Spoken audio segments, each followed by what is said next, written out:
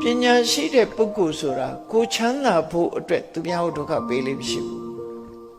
အဲ့တော့သူများကိုဒုက္ခပေးတဲ့လူတွေကပညာမဲ့တဲ့လူတွေပဲပညာတကယ်ရှိတဲ့ပုဂ္ဂိုလ်ကမလုပ်ဘူးတဲ့နော်အဲ့တော့လောကကြီးမှာယာတုဘလောက်ပဲကြီးကြီးပိုက်ဆံတွေဘလောက်ပဲချမ်းသာပညာမဲ့တဲ့ပုဂ္ဂိုလ်ကကိုယ့်အတွက်နဲ့သူများကိုဒုက္ခပေးတာများကြီးပဲခုခေတ်မှာဆိုရင်နော်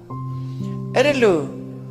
ကိုယ့်အတွက်နဲ့ကိုချမ်းသာဖို့အတွက်နဲ့သူများကိုဒုက္ခပေးတဲ့လူတွေဟာပညာမဲ့တဲ့ပုဂ္ဂိုလ်တွေပေါ့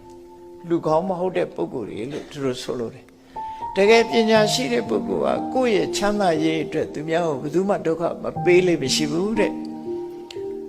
ပါပါဏိကမ္မဏိသမာစရန္တိမဟုတ်တာဘယ်တော့မှမလုပ်ဘူးတဲ့ကိုချမ်းသာဖို့အတွက်မဟုတ်တာဘယ်တော့မှမလုပ်ဘူးလောကမှာကိုကျိုးစည်းပွားအတွက်ပြီးလုပ်ပြီးတော့မဟုတ်တာလုပ်တဲ့လူတွေကဗမာပြည်မှာပြည့်နေတာပဲနော်ကိုကျိုးစည်းပွားရဖို့မဟုတ်တာတွေလုပ်ကြတယ်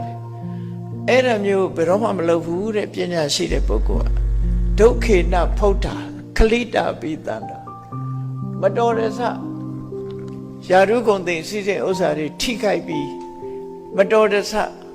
ဒုက္ခရောက်နေအောင်တောင်မှပဲ